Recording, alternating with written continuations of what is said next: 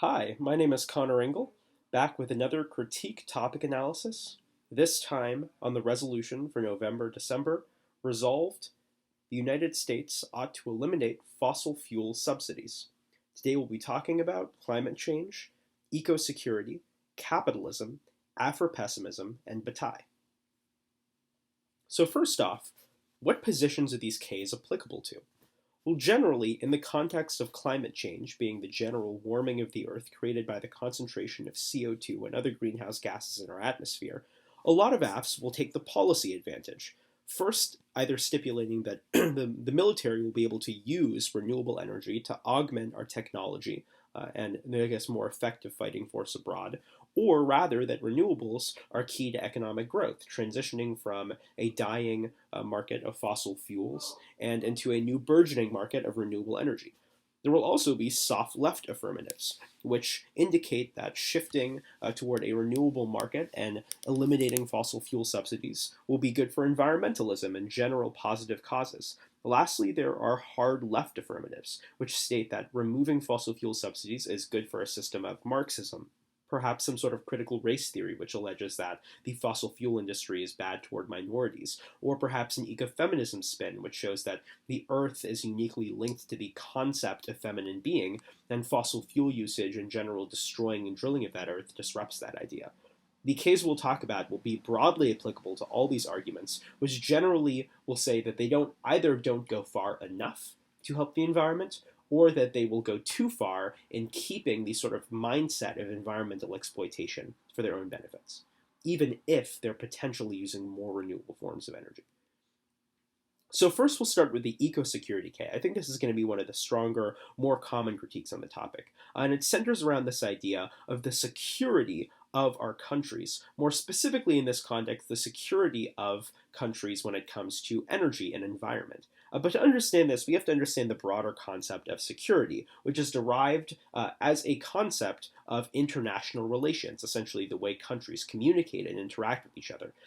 This is all founded in this first principle called realism, which is the concept in international relations that all states are self-interested. So states might create conflict with each other, go to war, essentially exert their power over each other in order to provide resources for their citizens that they may not have and that other states may have. Essentially, that people will not be willing inherently to cooperate or to be diplomatic if there is something that they want. This leads into the concept, more particularly in security, of the state of exception, which is that states will use any threat to national security, be it an environmental threat, a terrorist threat, a threat from another country, as an excuse to restrict the rights of their people. That you will have the government establishing a, quote, state of exception in which all violations of rights are useful for the protection of the common good. This generally includes rights that infringe on our right to communicate, on our right to communicate privately, so includes certain rights of surveillance. This is usually spoken about in the context of the 9/11 terrorist attacks, after which the United States government levied the Patriot Act, which, among other things, afforded them the right to listen in on our phone conversations if they expected us of being terrorists, which, of course, would be a breach to your right to privacy, but was justified in the context of national security in there being a threat existing of terrorism. Lastly, and speaking of threats, we have to understand the concept of threat construction. This is the willingness to apply violence and perceive certain organizations or bodies as a threat. The thought is that states, being self-interested, have an interest in assuming that a lot of other actors are potentially threatening. They may point to another country and say, this country is full of people who hate America, who don't like what we stand for, who can potentially use violence, and as such, they will at some point attack us. Even if we don't know how or when, we know that they don't have our best interests at heart. The problem with this when it comes to security studies is this is meant to justify preemptive strikes, which is to say an attack on an actor or organization that is not a reaction to a specific instance of violence, but rather saying that we know this person, or at least we believe this person, or we want you to think this person may be willing to attack us at some point. we will be at a disadvantage if they attack us first, so we ought to attack them first in order to get the upper hand. This leads to what a lot of security authors will refer to as endless war, which is to say, not necessarily the literal concept of an endless war, but rather the concept of there being perpetual conflict, because instead of reacting to conflict, right, fighting back if an actor or country attacks us initially, we are actually creating conflict by perceiving a threat in another person and then attacking them before we think that they have a chance to attack us. It's like walking into a room, assuming everyone has it out to get you, and then immediately attacking people who are never going to harm you because of the chance that they might attack you and that you perceive them as wanting to attack you. In the context of the topic, we'll be talking about this more at the threat of climate change or environmental insecurity, rather than necessarily the threat of other countries or actors wanting to harm the United States. The first link is apocalyptic warming rhetoric. Essentially, part of what the state uses to justify its state of exception is to convince the populace that they're in such mortal danger that they should accept any limitation to their rights in order to literally save their lives, and that lives would of course outweigh a restriction to rights. So this is the use of deliberately misleading discourse about the severity of climate change, and just stipulating, as many AFs will, that climate change is an extinction-level event that is very close to allowing us all to die, would be the perfect thing to allow the state of exception to occur. Next, we're going to talk about the military usage of renewables. This is a very easy link to a specific subset of affirmatives which will argue that renewables might be able to be used for military purposes. This, of course, justifies massive state violence and potential militarism by virtue of the fact that we are justifying improving our military and potentially increasing our military budget by virtue of something good like environmentalism. So we're taking a liberal concept, which is, environmentalism is good, we need to help the earth, and using it to justify an inherently conservative and dangerous concept like militarism, which is to say we should have a stronger, more powerful military that is more easily adaptable and needs fewer fuel lines. Finally, there is a thought that this general rhetoric around climate change may lead to policy overreach and regulation of other countries by America. We may see this if America says, okay, we're banning or we're creating banning subsidies for fossil fuels. We would like other countries to do the same by virtue of international accords, or perhaps just changing the function of the global energy economy by virtue of the fact that we will no longer be buying fossil fuels, no longer exporting fossil fuels either. So it's important to know that policies that occur here, especially large overreaching ones, will have an effect on the regulation of other countries' energy industries, and therefore might represent some level of control over other countries, of imperialistic or colonialist control, and potentially even conflict if the United States was so passionate about environmentalism that they might even threaten or create conflict with other countries in order to prevent them from using fossil fuels. Next is the capitalism critique. This is another common critique on every topic and is always very strong. There are four concepts we sort of need to understand the thesis of Marxism. The first is base and superstructure. Marx argued that the technology of labor and the just general literal way in which we create labor and actually produce goods forms the base of society. This base informs a superstructure, which is to say the hypothetical cultural values and social values which create and justify a capitalistic society. What do we teach our children? What do we think about how a society ought to be structured? The superstructure then informs the base in a sort of circular fashion. It should be noted that Marxists, and Marx himself, believe that the base informs the superstructure more than vice versa, which is to say it is more important how we physically carry out the technology of labor and labor itself, and we price labor and pay for labor, than it is exactly what we think of labor. Next is historical materialism, the idea that all of history is explainable via the interaction of labor and capital, which is to say the exchange of goods and services for money. Every war that's ever been had, every social interaction, every rise of a state is simply a complex story of this labor and capital. Third is commodification, the idea that we can reduce an object with a certain value to certainly just a market value. So for example, if you were to have a painting that your little brother painted you, which was meant to be very sentimental and didn't really have any other value other than the fact that it meant a lot to you and your family, and you hung it up on the fridge. If you took that painting and sold it at a yard sale for $5, you would be commodifying it because you would reduce it from having a sentimental, familial, and social value to simply having the direct market value of those $5, which in a way would make it far less valuable, right? Because you are transmuting that rest of unquantifiable value into a very specific one. And this will also be used sort of more problematically to treat human labor and humans as simply expendable goods and objects. Finally, there's a concept of individualism, which is a focus on the self, which would aid the capitalistic belief. Essentially, capitalism wants you to identify yourself as a single individual, not a collective of individuals. Which is to say, it is better for a capitalist system if you think of yourself as alone, competing with all the other people around you, and trading off with a finite amount of resources that either they have or you have, rather than having a collective class consciousness where you live as a community which relies on each other and supports each other, because that means you no longer have any incentive to consume more capitalistic goods and to compete with your neighbor to produce more. Otherwise, you will feel as if you're at a disadvantage. So if we all sort of come together as a community, we will have no need to produce as much as we do now, to consume as much as we do.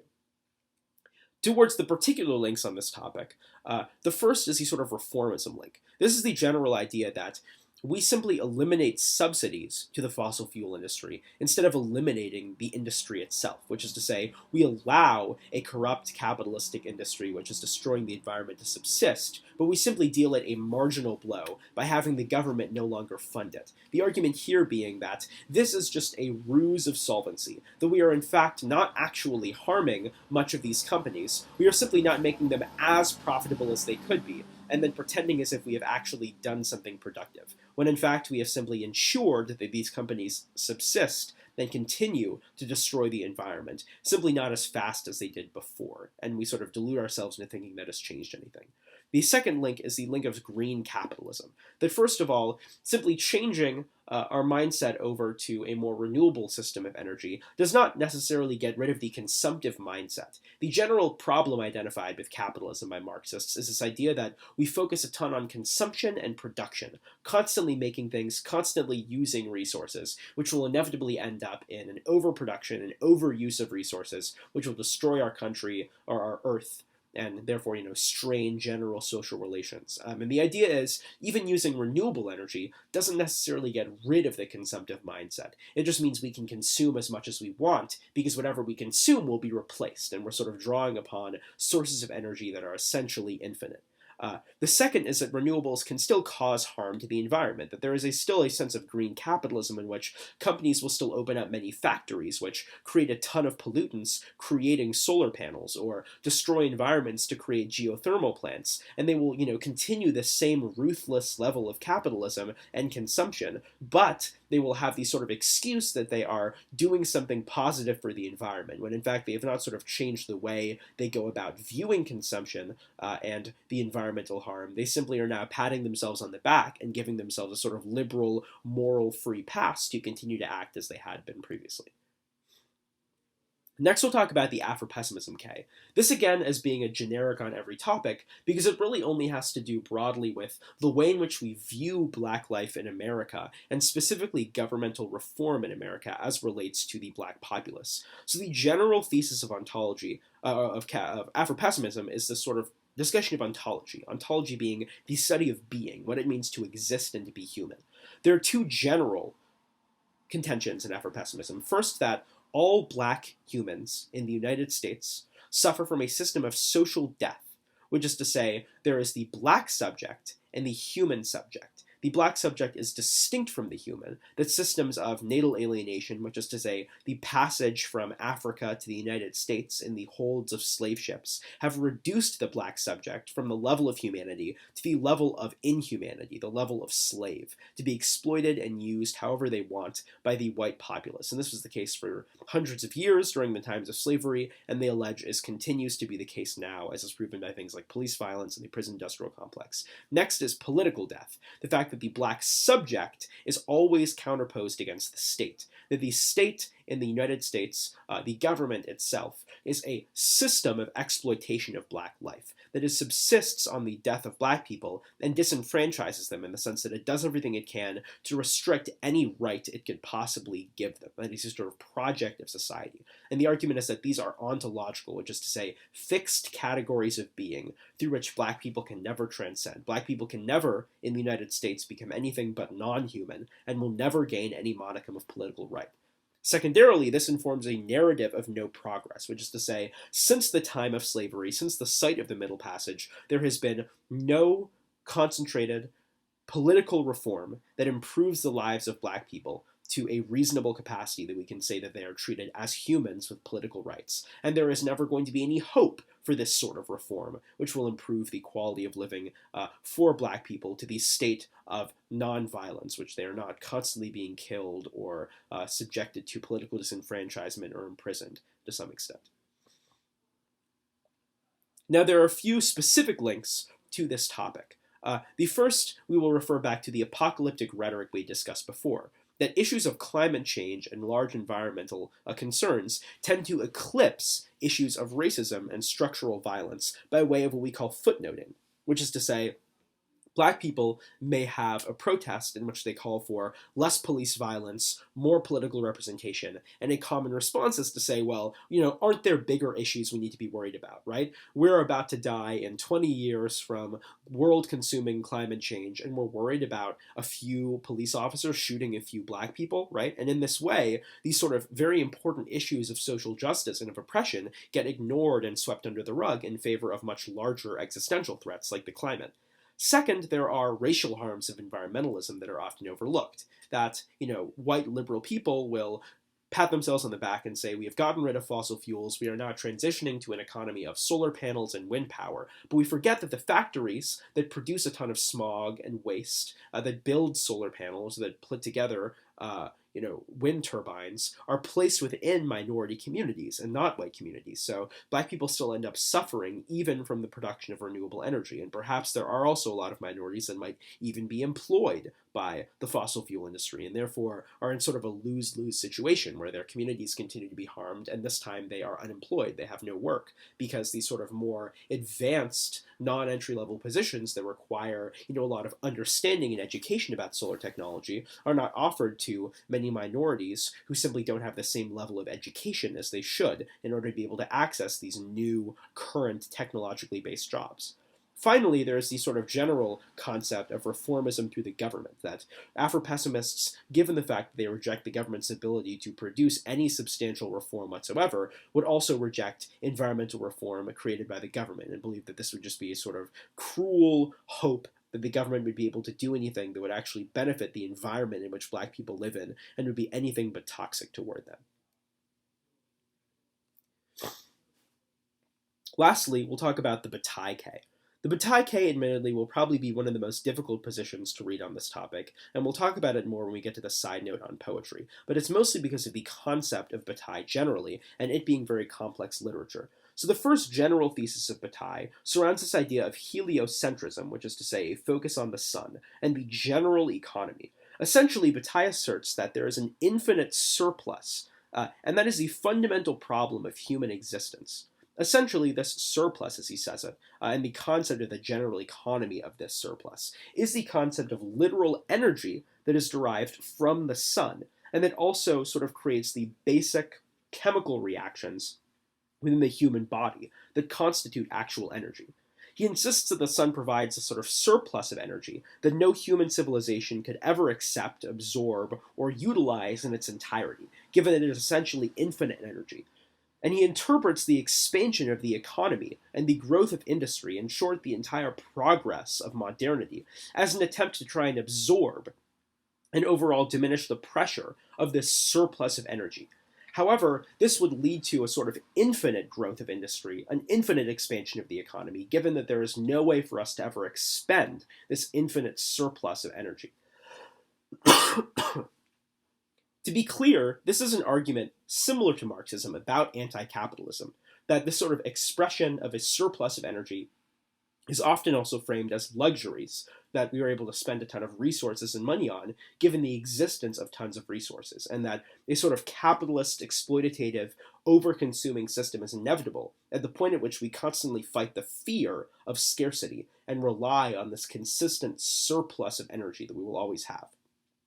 So to fight this, he sort of discusses this idea of unnecessary expenditure, that in the later stages of capitalism is cohered around a concept of sustainability, that capitalism will always exist, will always replenish its own resources, and will sort of rely on a constantly growing or existing surplus of energy.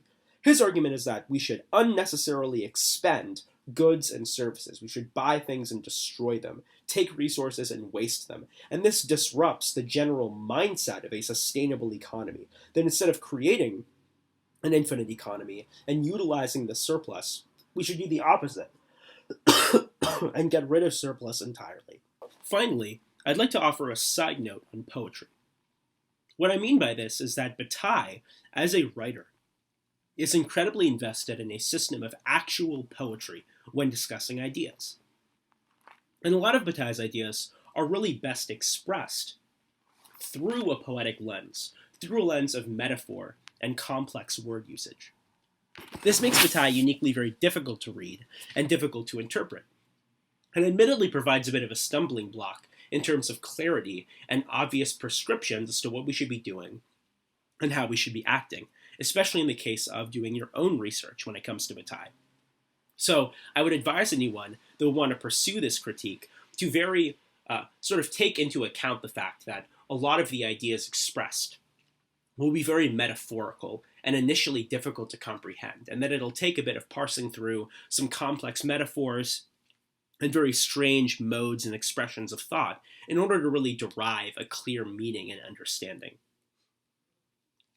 Ultimately, though, there are sort of these two main links to the concept of Bataille's critique. The first, that refusing oil subsidies constitutes a refusal of unnecessary expenditure. That we should want to act in an unsustainable economy. We would want to overuse fossil fuels and, drive gas-guzzling Hummers that are unsustainable. We want to reach peak oil as quickly as we can, to the point at which oil is more expensive to take out of the ground than it is, providing us with revenue for selling it. We want to get there in order to disrupt the general sustainability of the cycle of the economy, and therefore get rid or disrupt in some way this capitalist system. Secondarily, there's the concept of the worship of solar energy and surplus. This is especially poignant in the context of a shift to renewable forms of energy, particularly solar energy. It is literally this concept of idolizing the infinite source of energy the sun has, and this allowing us to continue our fixation on surplus energy and continue perpetuating our fear of scarcity, which causes this destructive consumptive mindset that we think that, the sun will be a limitless source of energy that we should exploit. And as such, our privileging of solar energy in the debates and affirmatives that will emphasize a shift to solar energy will only be buying more into this surplus mindset, this fear of scarcity that Bataille criticizes. So those are all the critiques we'll talk about for this topic. Hopefully, this allows you to have a better base for some of the critical literature that we'll be discussing throughout November and December, and will provide a good jumping off point going forward.